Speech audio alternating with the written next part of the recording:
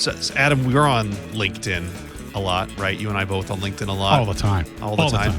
So you've probably seen these things, and they're, God, I'm so irritated at these posts. It's like someone going, I went from $20,000 a year to $750,000 in 2 years. Here's my secrets. And then you expand it. And I always expand it because I know it's going to be meaningless bullshit. It's just someone coming in going, here, like, every day I worked and I made phone calls and I wasn't afraid to do the job that I needed to do, even though that was actually my job. And then I got successful.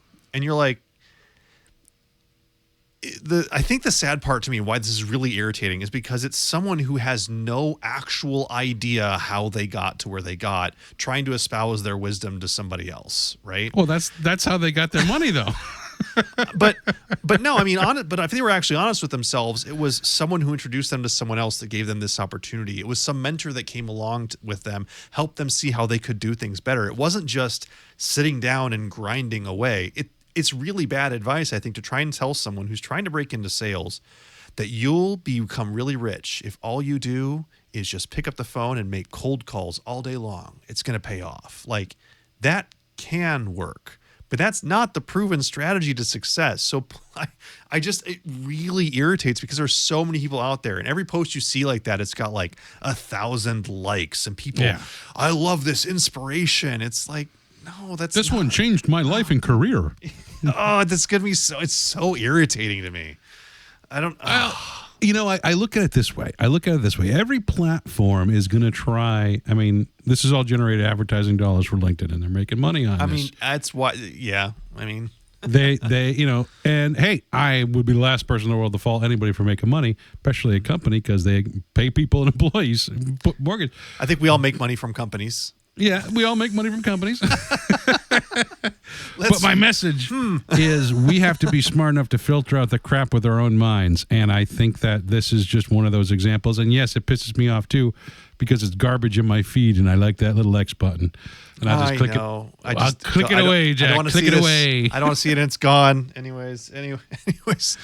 Yep. Oh, that's the thing that's irritating me. Anyways, welcome to Demo Jockeys, everyone. Jack Cochran here with my co-host, Adam DiTomaso. Adam, say hi. Hi, Adam DiTomaso. Hi, everyone. How you all doing? Welcome back, and we're always excited to have you here and join us, and, of course, join us with our special guest. Yeah, I'm so excited. This was a great interview. We just finished the interview with Ron. Ron Whitson is going to be joining us today to talk about range that we've been talking about all month. Ron, if you don't know him, if you don't follow him, one, you should go find him on LinkedIn. Follow him. Provides great thought leadership, great insights, always some funny stuff as well. He's the VP of Global Pre-Sales Services at Seismic. I met him through the Pre-Sales Collective. I think I had heard him actually on a different podcast, and he encouraged people to reach out and connect with him. And so I did. And I encourage you to do the same because he's absolutely a joy to talk to, has great insights, and I think you're really going to enjoy the interview today. And if you like tennis, so does he. He does like tennis. Little spoiler, he does like tennis. He's got the icon on LinkedIn. You'll see he's got the racket behind him if you're watching us on video. But yeah, super great interview. I'm really excited for it. So should we hop in? Should we go to the episode? Let's go to the episode. All right.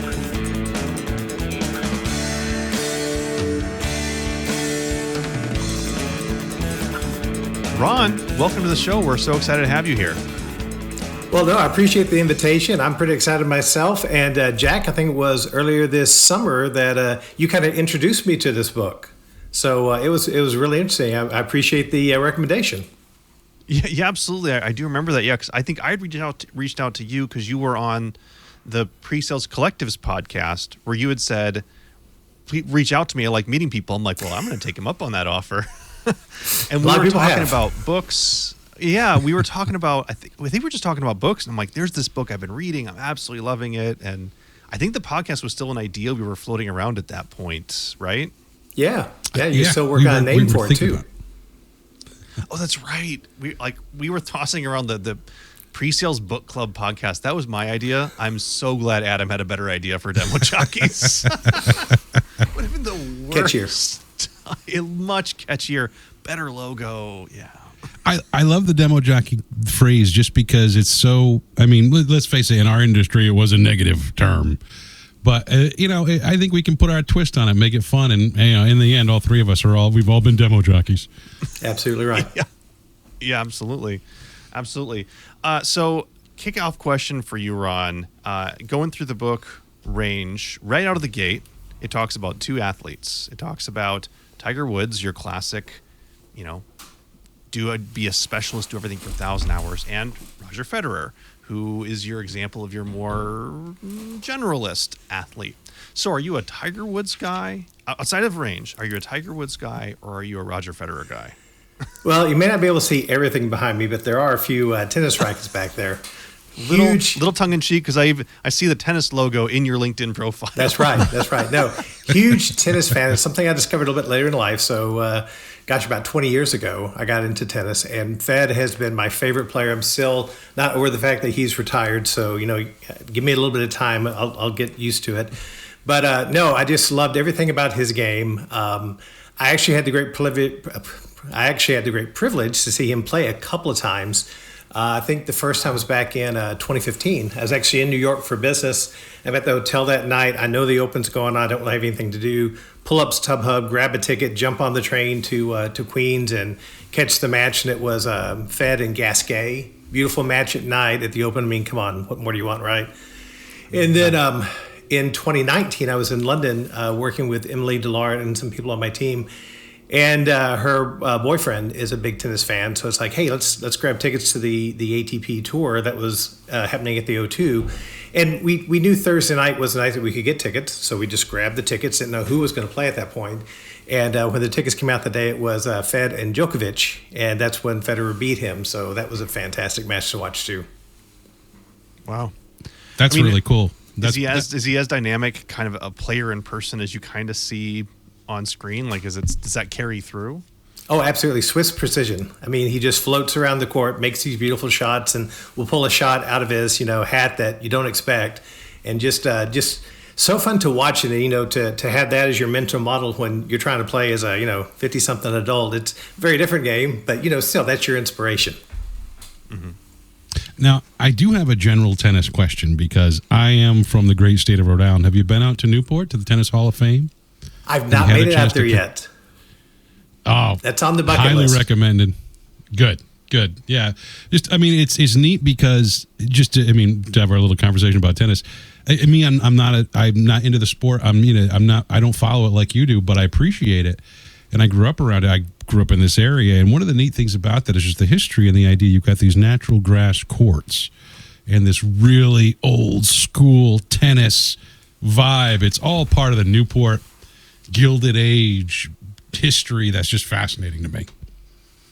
So highly recommended.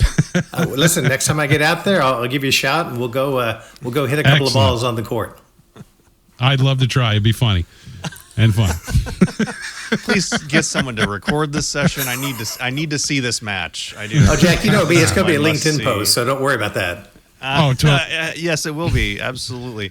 And in case you don't know Ron, for those of you out there who might not know, he is a big voice on LinkedIn in the pre-sales community. If you don't follow him and you like kind of getting good content, like seeing funny content, like just engaging your mind every week, I think you're very consistent. I mean, you're probably one of the top posters of the people that I follow that I know Ron's going to have a post out there, and if I see it, I'm going to read it. That's very kind. Thank you, Jack. No, I've tried to be consistent and just bring my thoughts out there. And I talked about it a little bit on the podcast with Maddie for the Pre-Sales Collective. It's one of those things that can be a little bit scary before you start doing it because you imagine all the bad things that will happen. And it's been completely, not like that experience at all. It's been wonderful. It's been lots of connections with you and others and opportunities to do things like this. But it's also just nice to find a community that's appreciative of that content. Yeah. No, I would encourage it as well. I mean, I found exactly the same thing. It is a very scary concept at first to put yourself out there, but I mean, do it. I mean, you'll connect with people. There's some people who might say something bad, but hey, when you finally if you ever get a LinkedIn troll, you've made it, right? You finally exactly right. You've made it. Ron, so kind of getting to our actual book conversation, so arranged. You mentioned the Tiger Woods, Roger Federer kind of comparison. As you were reading through it, I mean, from a generalist, specialist perspective, did you know that stuff about Roger Federer beforehand? Were you kind of aware of that, or did you learn? Was that brand new for you as you were reading through? No, I was familiar with his background, just kind of being a fan of his and kind of hearing his story. And if people aren't familiar with it and they haven't had a chance to read the book yet, Fed was actually a little bit late to tennis in life, as you know, professional athletes and child athletes go. Tiger was programmed for golf from the beginning. Fed was actually encouraged by his parents to do lots of different sports, and Roger was actually going to be a professional footballer before he made the turn to tennis. And David Epstein in the book references a lot of people feel like, you know, they start too late in life. Fed was actually really late in life when he moved to tennis, but because we suppose of his range and his athletic abilities that were developed pursuing other sports, he caught it very quickly and actually surpassed a lot of people, right? So, yeah, I was aware of that, and I think that's really interesting too, that, you know, you run across some people who are programmed just in that one thing and they do really, really well, but then you get others who can actually do better. Saying that in the sport of tennis, the Bryan brothers were kind of along the Tiger Woods model. Their dad, Wayne, is ATP tour voice and does a lot with them. I've had a chance to meet him and the Bryans. And from a very, very early age, this was the plan. My twin boys are going to be the number one doubles team in the world. And they were pushed to that.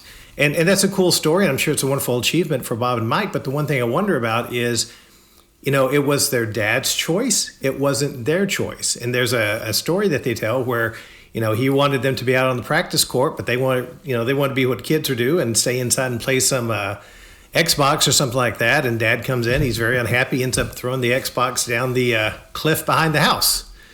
So, you know, and as I was kind of reading through the book and thinking about these too, I also think about, we've done such a, I think, poor disservice to our children with this idea of early specialization in sports. Here in Texas, obviously, you know, high school football is the big thing, but also soccer and some of these other high school sports. You get these select clubs where kids along the ages of 6 and 8 are signing contracts to be with these clubs at a very, very early age. And then, you know, you get some kid who just wants to come along and play soccer for fun. It's like, well, wait a minute, what select club do you want to be on? And so I think that can be a huge problem to actually discourage kids to have some different options early in their sports career. Well, that's interesting too, because that kind of puts pressure on the idea of basically just being able to try something and failing. Like, I'm awful at this. I know I'm awful at this, and I can laugh at myself at being awful at this, and then go on and learn that I can be a specialist in something else because maybe somebody's not as good at me at this particular task or this particular sport or doing this particular activity. That's tough. I've never heard of that. I mean, it's up in Rhode Island. I'm like the polar opposite of the spectrum. My state's 40 miles by 80 miles. So there are people in Texas with probably more land than in my state. There's the sports fanatic just as much as Texas, particularly Patriots, Celtics, Bruins, whatever, Red Sox. But I've never heard of that contracting. That there's not that much of an emphasis on the kid level sports around here. I would say that's just a cultural thing, I guess, or just a territory thing. I think it's interesting.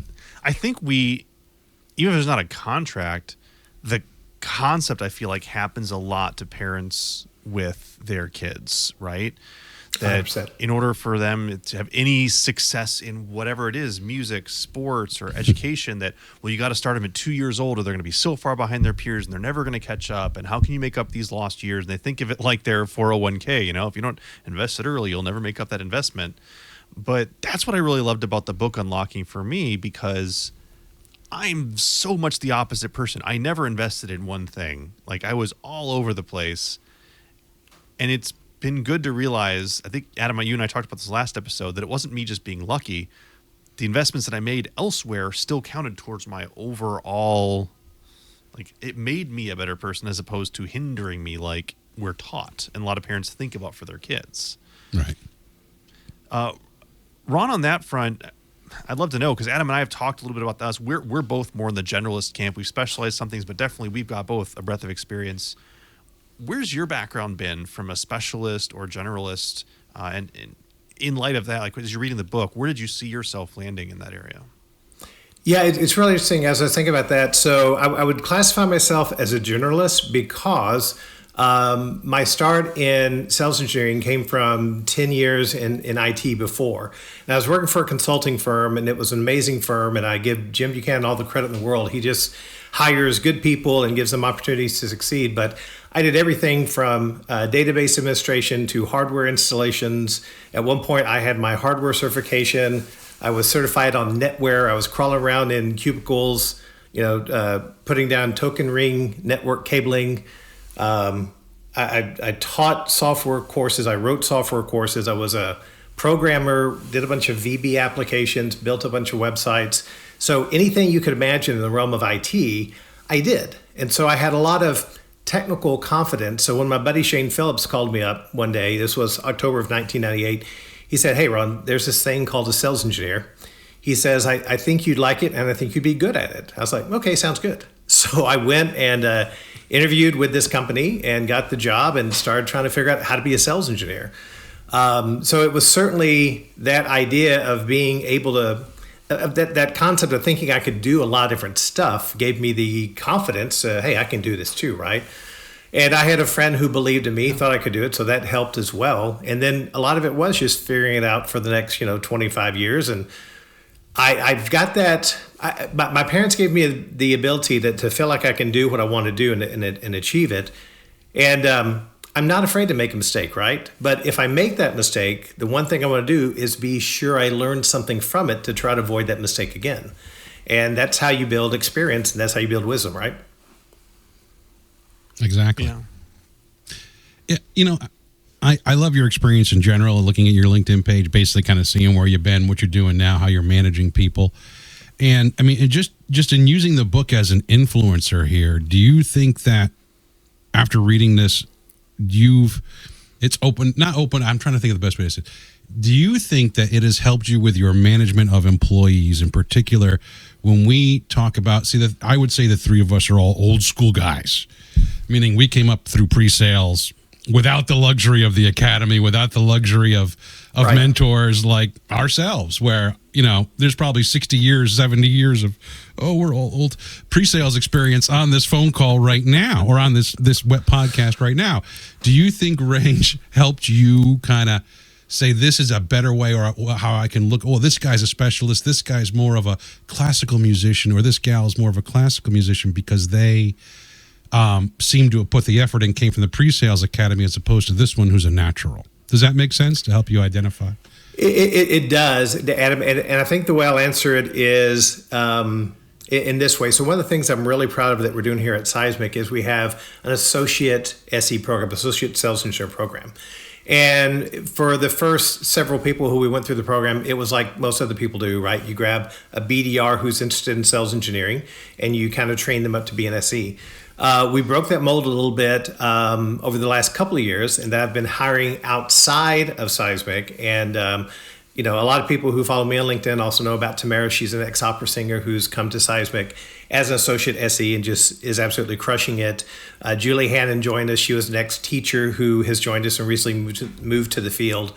So I think, me knowing that I'm a generalist has empowered me to find other people who I believe to be more generalist in nature and know that they can do a really good job as a sales engineer. The one really interesting thing that I took from the book, and it came about more towards the end of the book, was the, early on, David introduced the idea of the kind world versus the wicked world. And again, for people who haven't got to that point yet, wicked world is, things are different every day, and you're constantly facing new challenges that you have to overcome. And the kind world is things are the same every day. And so you can learn some repetitive natures to take care of that. What I thought about is I actually have a little bit of both worlds in this associate SE program. And let me explain. The associates are in charge of the demo environments. So one of the things that they're asked to do is to spool up new demo tenants when the SEs in the field need something. They'll build the tenant, they'll put some data in it. Those are very rote tasks. We've got that down to almost an automated science. But then I like this idea of, and I call it just throwing them out in the middle of the lake, right? I'm not going to let them drown. I'll stand there. I've got a buoy at the side. I'm watching them. I'm making sure their head stays above water. I'm going to make sure they're okay. But I'm going to let them struggle a bit because that's how they figure stuff out. And a great example of this is last year we had a new feature get rolled out. And I took Tamara and I said, hey, you're in charge of rolling out this new feature into the demo tenants. She had no idea of how to do that. She had not done that before, but I connected her with the right people. We put the right resources around her, and the amount of information that she was able to develop and the amount of experience and learning over that period of time in that wicked world, she had to figure stuff out. She had to use her skills. It was amazing. So that's what I've kind of took from it is whether I knew that that's what I was doing or not, now I kind of have a way to categorize that and bucket that as an approach to how I'm developing some of these people. So that was pretty cool. That was a nice revelation in reading the book. Ron, I love the kind world, wicked world analogy in the book as well. Because I hadn't really stopped to think about the fact that there are structures in life that require two really different types of approach. And I know for me, I've taken a look at lots of different things within my life, within my work, and trying to figure out what's the context that I'm working in right now. And especially with managing a team, same thing. Is this something where, it requires more of the kinder approach of this is a task that just do it this way versus figure out the tasks that you need to get done. And yeah, I'm with you. I like the figure it out style if you can afford it and if it makes sense, right? We need to make room for that more. All right, fantastic interviews so far. Hope you're enjoying it. That is a part one of a part two. Adam, I'm excited for I'm next excited week's. too because part two is going to be killer. Part two is great. So tune in next week for that. Check out demojockeys.com to see previous episodes, more information on books we're reading. Speaking of which, next month, 6 Habits of Highly Effective Sales Engineers by Chris White. Check it out, buy it, read it. Fantastic book. I'm excited about that one as well. Yes. Join us in reviewing this book, taking a look in this book, and learning from this book. But hey, everyone, have a great night, and thanks for listening. Thanks, everyone. Bye. Bye.